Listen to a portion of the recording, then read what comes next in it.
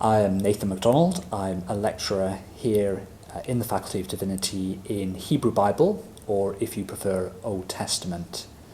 I've been a lecturer here for 3 years, and before that I was in Germany and in Scotland, although I was here as a student in the 1990s. Hebrew Bible or Old Testament is taught over all 3 years in Cambridge. We focus particularly on the literature and the theology of the Old Testament. For those who are interested, there is also the option to really deepen your understanding of the text by studying Hebrew, and we do that in each of the 3 years for those who wish to do it. In the first year, we have a course around the figure of David. We learn how to read narrative text, how to read the story text of the Old Testament.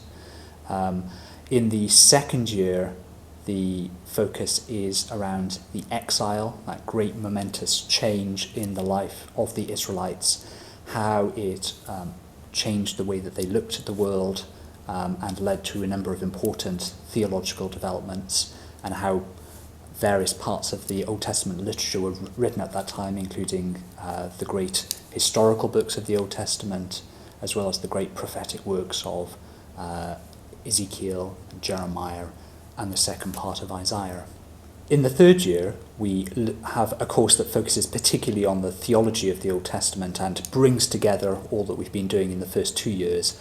And that course is called Creation and Covenant, and looks at these two great theological ideas in the Old Testament. On the one hand, covenant, the idea that God has entered into a special relationship with a particular people called Israel, and the idea of covenant, of creation, that God has created the entire world, and how those two ideas are distinct in the Old Testament, but also how they interact with one another in very interesting ways.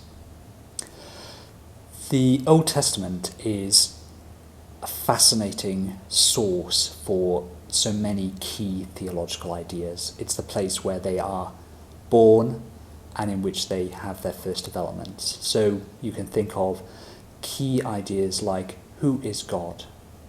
What kind of God is he? How has he revealed himself? All of these ideas are found in the Old Testament. So for example, the idea of there being one God and not many. The idea that God cannot be worshipped through images or idols. Then other ideas that are so crucial within the Old Testament are the nature of God's creation. Why is God's creation good? The nature of humanity. All of these are fundamental issues that have proved central to Christian theology and also to Jewish theology and later on to Islamic theology, and they find their very moment of birth and their moment of key conceptual forming in the Old Testament itself. One of the great advantages of doing Old Testament at Cambridge is the diversity of the staff that we have here. I have colleagues who are looking at the Old Testament from different angles and with different expertise. I myself am very interested in some of the material in the legal texts to do with priesthood and with ritual.